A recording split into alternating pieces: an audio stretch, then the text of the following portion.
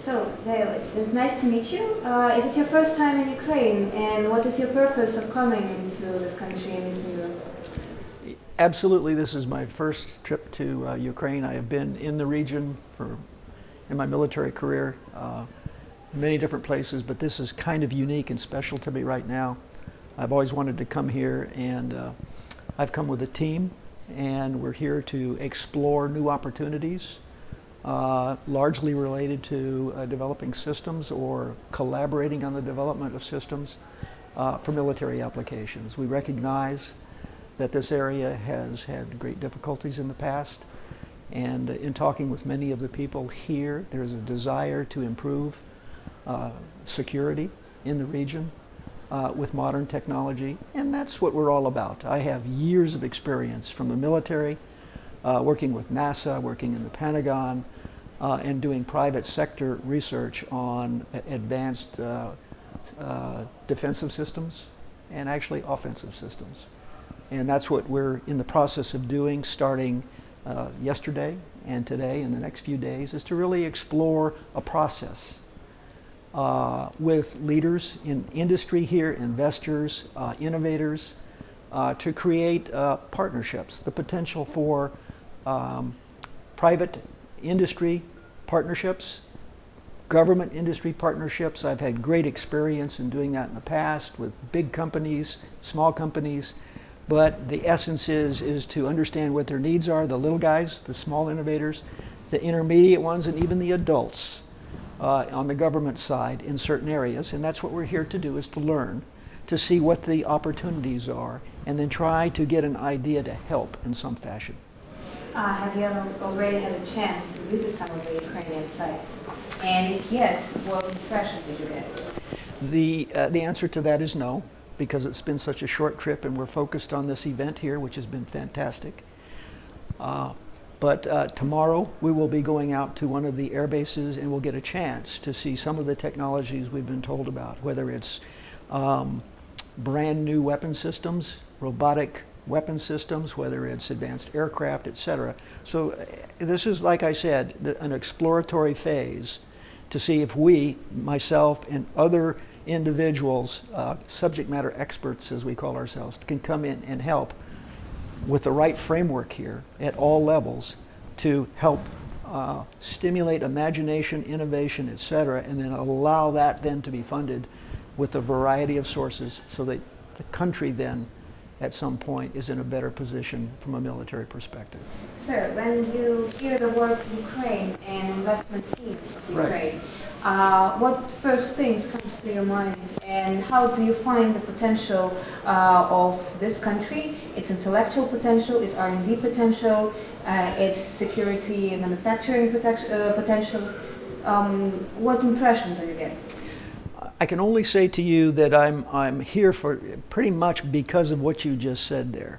Because like in many places on earth right now, we have the youth of the world that are creative, they're innovative, and they want to come together and do stuff that has goodness associated with either making products or helping the country. But beyond that, the infrastructure is here. It may be in a decline to a degree on the aerospace side for all the reasons that you're aware of.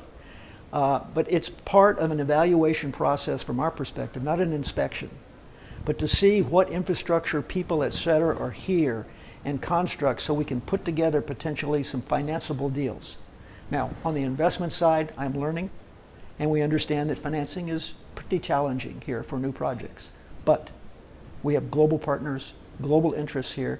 I'm also going to be working with Washington, D.C. and other players in that area. Like I said, I used to work in the Pentagon, and we may look at some partnerships, again, with like DARPA, the Defense Advanced Research Project Agency. We found that Okra Innovate, who we visited yesterday, has already had DARPA out there, and it made me extremely happy because I've worked with DARPA for many years. They are one of the leading centers of military technology innovation, R&D, if you will, in the world. So that kind of a background, that kind of experience, and my personal desire to help where I can, put together some projects and programs and get you on a good path is sort of my ambition here. From your perspective, only private investments can help to develop this sector in Ukraine, or you would like to be working also with the state administrations to lobby some of the law enforcement or any other programs with the governmental side to develop it more systematically and unified? So, number one, we're interested in using private sector money right now to start with, in concert with other financial instruments that are available. I cannot tell you that I understand how it works here. But the goal of our team is to get private sector investment to enable small companies and emerging companies to grow for bona fide purposes here. Again, not just for us, but from a collective view in the country. I fully anticipate here, because I've done this many times before, as we go forward in reviewing certain projects here, I'll work with the embassy here. I've done this in the past. They have defense attachés whose job it is to work with the host country to look at exactly what we're doing, but they don't get involved in buying stuff or funding stuff. What I can do as a private citizen, though, is different. I can go back, when you talk about lobbying, I can go back to Washington, D.C. I can go to the Pentagon, and I can hopefully set up joint and collaborative programs of mutual testing activities. For instance, we were made aware of a particular vehicle here the other day in Ukraine, and it was called a Phantom. It is an absolutely very interesting small robotic vehicle that can be equipped with many different sensors, weapons, etc., for varieties of threat conditions and missions depending upon what they are. Those sorts of things, which are more mature than others, are sorts of programs here that if there's enough interest on our side and the customer side and the Ukrainian, say, military side, then we can open up that channel very easily back in Washington. Not, when I say opening up the channel is easy, getting funding and joint testing takes a lot more time. But we have, in the United States, we have joint testing activities with all of our military services. We have foreign comparative technology outreach to countries. I work one on the separate side in Canada with other vehicles. U.S. is involved. So really, from my perspective, it's a known process from an American perspective that I think could be useful if there's a will and a reason to do it here. So it's trying to harmonize needs, look at the potential for peacekeeping and protection, and actually fighting a war if you have to again, but in a much different way than you've ever done before. So in a way, you would like to share some of your experiences and guidelines how it is done in the US, and to teach and to provide some literacy and how it possibly can be done in Ukraine. Right, absolutely. Now, one difference, and this has great interest to me because of the global escalation of robotic technologies, is, from my perspective, friends of the United States, which is Ukraine in my view right now, can benefit from collaboration of the robotic systems, whether it be for surveillance, whether it be for demining, whether it be for military operations. There is nothing stopping this. It is a global expansion of capability, and other countries, good countries, bad countries, are going to have it. So the question to you is, would you rather have something that can compete with that other stuff, or wait? And I think the answer would be, from my perspective, you would like to be prepared. Yeah.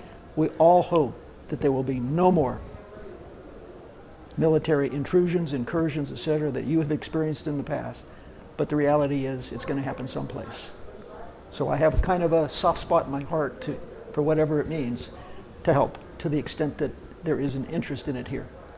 Do you advise other companies to invest or to research Ukraine as a potential good spot for development, some of the projects in the robotics area, in military area, and in any other productions? Do you personally would advise your colleagues, your friends, to be more aware of Ukraine? Absolutely.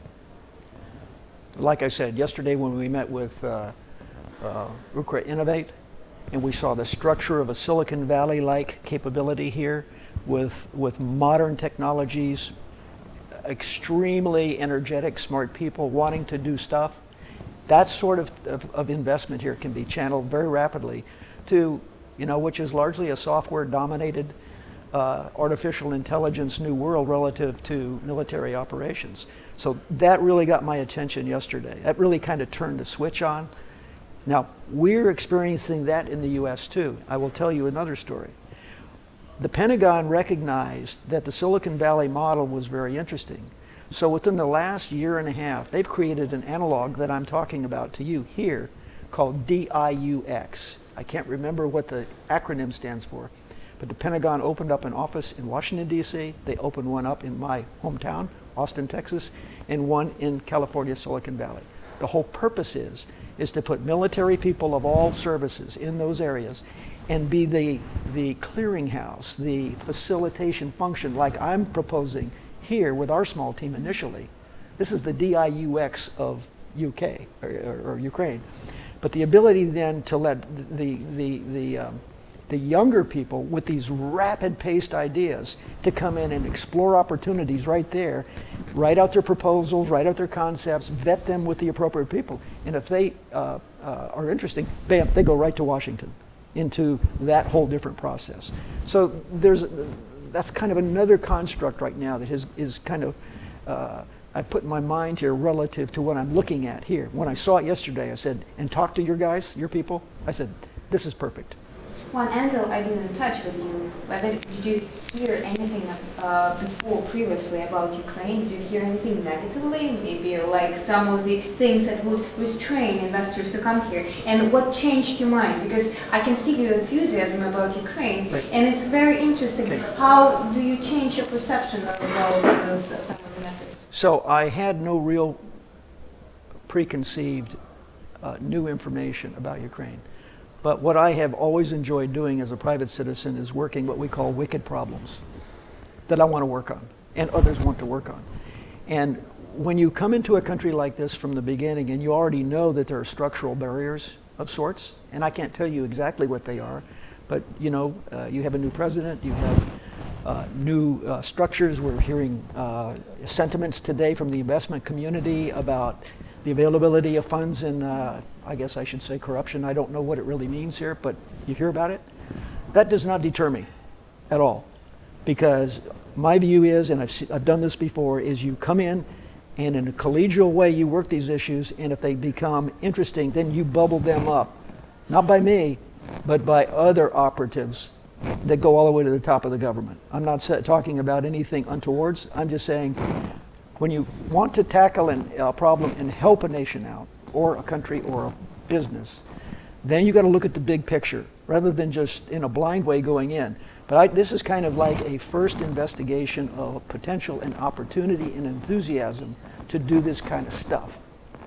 Once the enthusiasm is there, guys like me go over to the embassy, we check that out. I go back to Washington, D.C., I check my we call it checking the traps. You check your friends out, you see, and see if there's a way to bring resources together for common good. Thank you so much.